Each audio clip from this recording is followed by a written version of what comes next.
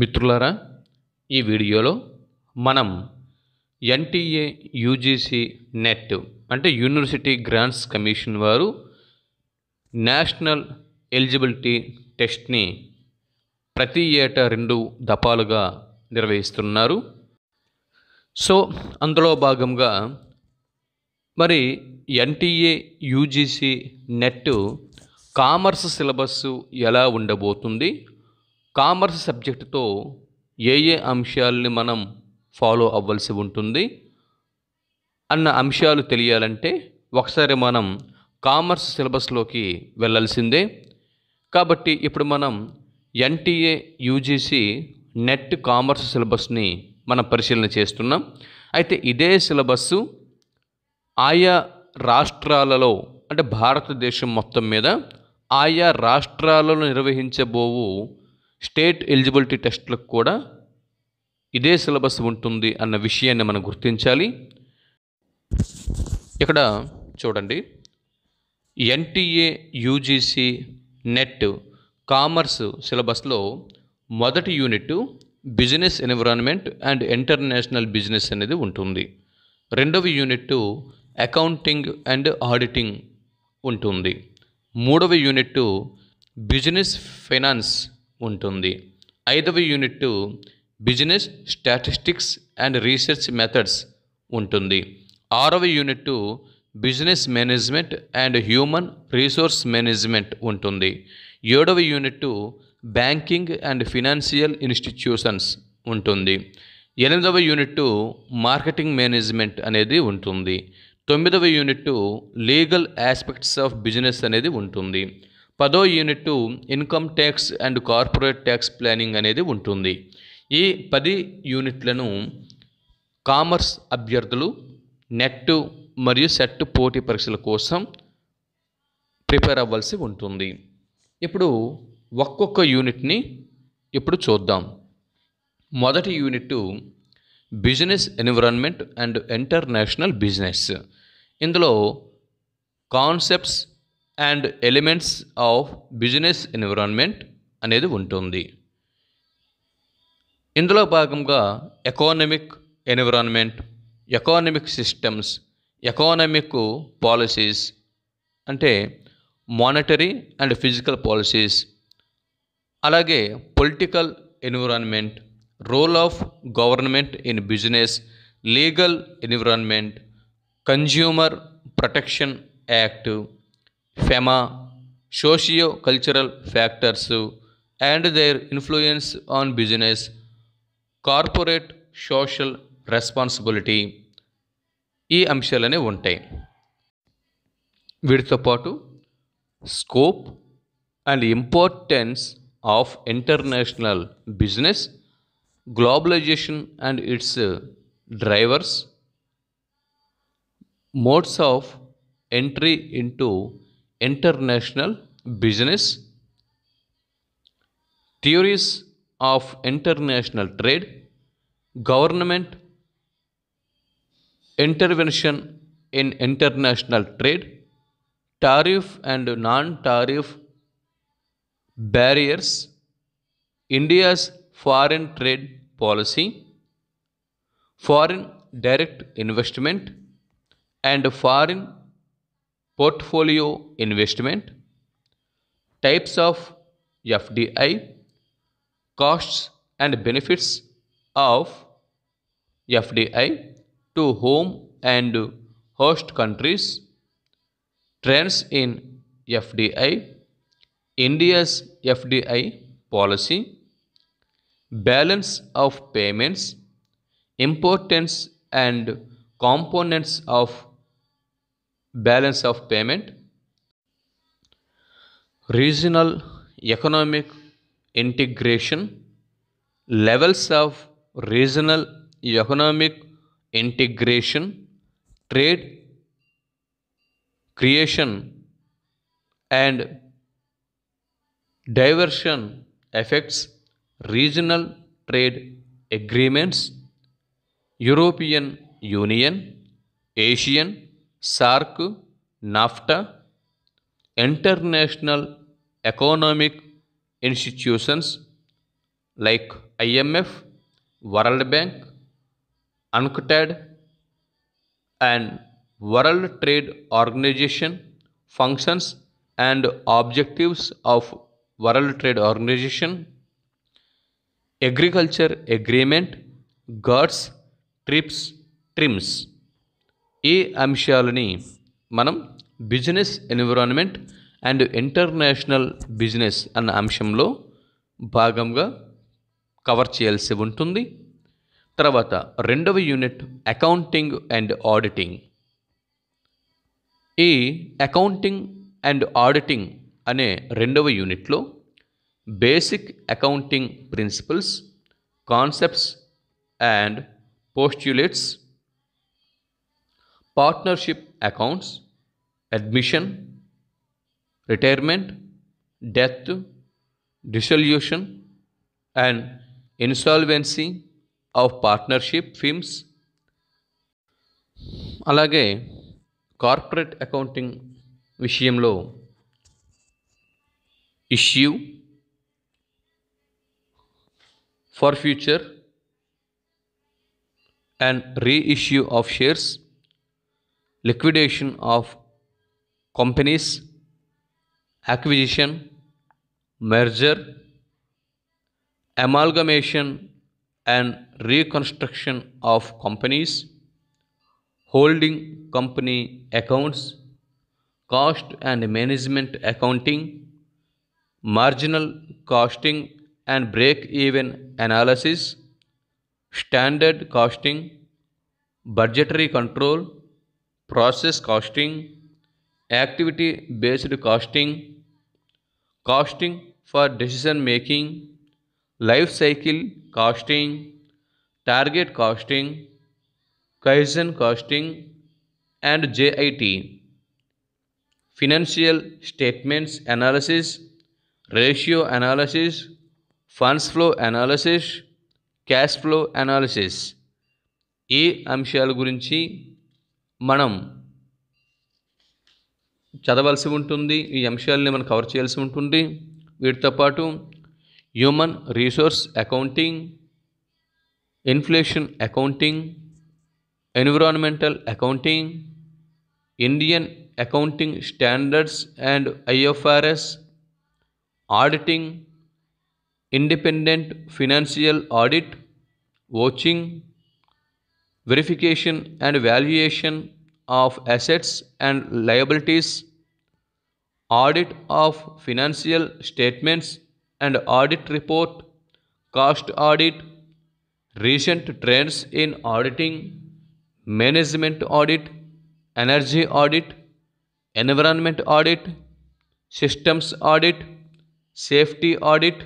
ఈ అంశాలని మనం సెకండ్ యూనిట్లో భాగంగా మనం అకౌంటింగ్ అండ్ ఆడిటింగ్ అన్న అంశంలో మనం కవర్ చేయాల్సి ఉంటుంది. తర్వాత థర్డ్ యూనిట్ బిజినెస్ ఎకనామిక్స్. ఈ బిజినెస్ ఎకనామిక్స్ అనేటటువంటి థర్డ్ యూనిట్లో meaning and scope of business economics, objectives of business firms, demand analysis, law of demand, elasticity of demand and its measurement, relationship between AR and MR, consumer behavior, utility analysis, indifference curve analysis, law of variable proportions, law of returns to scale, theory of cost, short run and long run cost curves, price determination under different market forms, perfect competition, monopolistic competition, oligopoly, price leadership model, monopoly, price discrimination, pricing strategies, price skimming, price penetration, peak load pricing. ఈ అంశాలని మనం business economics అనే అంశంలో భాగంగా cover చేయాల్సి ఉంటుంది. దాని తర్వాత 4th unit business finance. Business finance అనేటటువంటి ఈ 4th యూనిట్లో మనం కవర్ చేయాల్సినటువంటి అంశాలని మనం తీసుకుంటే scope and sources of finance, lease financing, cost of capital and time value of money, capital structure, capital budgeting decisions, conventional and scientific techniques of capital budgeting analysis, working capital management, dividend decision, theories and policies, risk and return analysis, asset securitisation and international monetary system, foreign exchange market, exchange rate risk and hedging techniques, international financial markets and instruments, euro currency, GDRS, ADRS, international arbitrage, multinational capital budgeting. ఈ అంశాలని మనం business finance అనేటటువంటి 4వ యూనిట్లో భాగంగా మనం cover చేయాల్సి ఉంటుంది. ఇప్పుడు 5వ యూనిట్ని మనం పరిశీలన చేసినట్టయితే business statistics and research methods. ఇందులో భాగంగా measures of central tendency, measures of డిస్పరేషన్, measures of skewness, correlation and regression of 2 variables, probability, approaches to probability, base theorem, probability distributions, binomial, Poisson and normal distributions, research concept and types, research designs, data collection and classification of data, sampling and estimation, concepts, methods of sampling, probability and non-probability methods, sampling distribution, central limit theorem, standard error, statistical estimation, hypothesis testing, Z-test, T-test, ANOVA, Chi-Wakefield's test, Mann-Whitney's test, U-test అంటారు దీన్ని. అలాగే క్రుస్కల్ valleys test, వీటిని H-టెస్ట్ అని అంటారు. Rank correlation test, report writing. ఈ అంశాల్ని మనం business statistics and research methods అనేటటువంటి యూనిట్లో భాగంగా కవర్ చేయాల్సి ఉంటుంది. ఇక 6వ unit 6th unit business management and human resource management.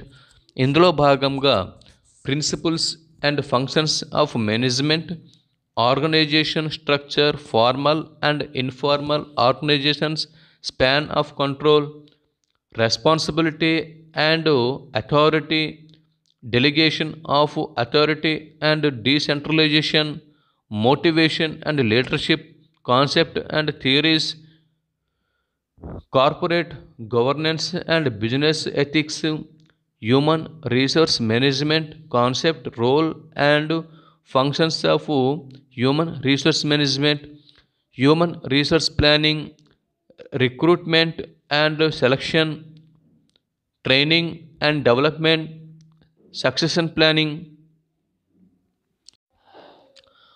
Compensation management, job evaluation, incentives and fringe benefits, performance appraisal including 360-degree performance appraisal, collective bargaining and workers participation in management, personality, perception, attitudes, emotions, group dynamics, power and politics, conflict and negotiation, stress management, organisational culture, organisational development and organisational change ఈ అంశాలని మనం cover చేయాల్సి ఉంటుంది. ఇక unit 7 seventh యూనిట్లో banking and financial institutions ఈ అంశంని మనం కవర్ చేయాల్సి ఉంటుంది.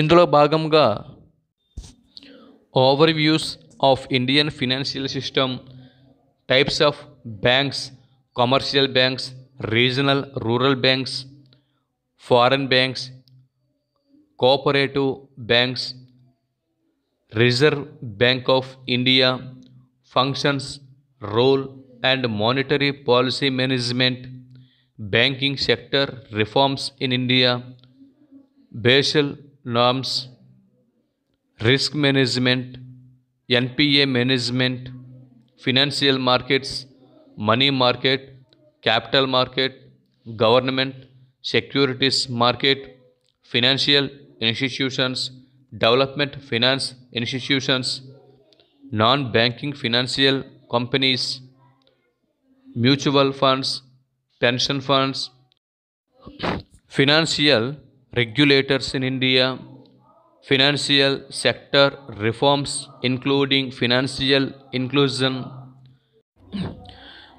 digitization of banking and other financial services, internet banking, mobile banking, digital payments system, insurance, types of insurance, life and non-life insurance, risk classification and management, factors limiting the insurability of risk, reinsurance, regulatory framework of insurance, IRDA and its role ఈ అంశాల్ని మనం banking and financial institutions అనే అంశంలో భాగంగా చదువుకుంటాం. ఇక unit 8లో భాగంగా marketing and management అన్న అంశంని కవర్ చేయాల్సి ఉంటుంది. Marketing concept and approaches, marketing channels, marketing mix, strategic marketing planning, market segmentation, targeting and positioning, product decisions, concept, product line, product mix decisions, product life cycle, new product development, pricing decisions, factors affecting price determination, pricing policies and strategies, promotion decisions, role of promotion in marketing, promotion methods, advertising, personal selling, publicity, sales promotion tools and techniques, promotion mix, distribution decisions, channels of distribution, channel management, consumer behavior, consumer buying process, factors influencing consumer buying decisions, service marketing, trends in marketing, social marketing, online marketing, green marketing, direct marketing, rural marketing, CRM, logistics management ఈ అంశాలని మనం marketing మేనేజ్మెంట్లో భాగంగా cover చేయాల్సి ఉంటుంది. ఇక unit 9 ఇందులో legal aspects of business అన్న అంశంలో భాగంగా కొన్ని అంశాలని కవర్ చేయాల్సి ఉంటుంది. ఆ అంశాలు ఏంటి ఇప్పుడు ఒకసారి మనం చూద్దాం. Indian contract act 1872, Indian Contract Act 1872, elements of a valid contract, capacity of parties, free consent, discharge of a contract, breach of contract and remedies against breach, quasi contracts, special contracts, contracts of indemnity and guarantee, contracts of bailment and pledge, contracts of agency, Sale of Goods Act 1930, sale and agreement to sell, doctrine of caveat emptor, right of unpaid seller and rights of buyer, Negotiable Instruments Act 1881, types of negotiable instrument, types of negotiable instruments, negotiation and assignment, dishonor and discharge of negotiable instruments. Next to the Companies Act 2013, nature and kinds of companies, company formation, management meetings and winding up of a joint stock company. తర్వాత limited liability partnership structure and procedure of formation of LLP in India, the competition act 2002, objectives and main provisions, the information technology act 2000, objectives and main provisions, cyber crimes and penalties, the RTI Act 2005, the RTI Act 2005, Objectives and Main Provisions, Intellectual Property Rights, IPRS, Patents, Trademarkers and Copyrights, Emerging Issues in Intellectual Property, Goods and Service Tax, GST, Objectives and Main Provisions, Benefits of GST, Implementation Mechanism, Working of Duties, Working of Dual GST. ఈ అంశాలని మనం ఇక్కడ cover చేయాల్సి ఉంటుంది. ఇంకా చిట్ట చివరి last unit 10 income tax and corporate tax planning. ఇందులో భాగంగా income tax basic concepts, residential status and tax incidents, exempted incomes and agricultural income, computation of taxable income under various heads, deductions from gross total income, assessment of individuals, clubbing of incomes, international taxation, double taxation and its avoidance mechanism, transfer pricing, corporate tax planning, concepts and significance of corporate tax planning, tax avoidance versus tax evasion, techniques of corporate tax planning, tax considerations in specific business situations, make or buy decisions, own or lease an asset. తర్వాత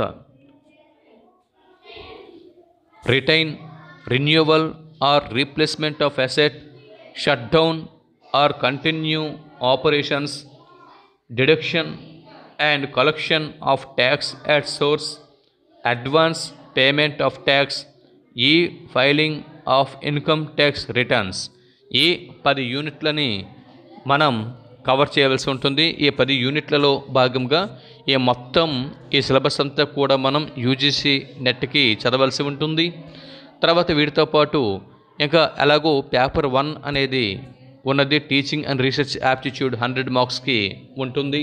కాబట్టి 100 marks teaching and research aptitude paper 1, అలాగే 200 marks commerce paper, ఈ రెండు కలిపి 300 మార్క్స్కి UGC NTA నెట్ని మనం attempt చేయాల్సి ఉంటుంది. ఇంకా మరిన్ని వివరాల కోసం మీరు www.nta.ac.in అండ్ www.ntanet.nic.in అనేటటువంటి అఫీషియల్ వెబ్సైట్స్ని మీరు సందర్శించి మరిన్ని వివరాలని మీరు తెలుసుకోగలరు. నమస్తే.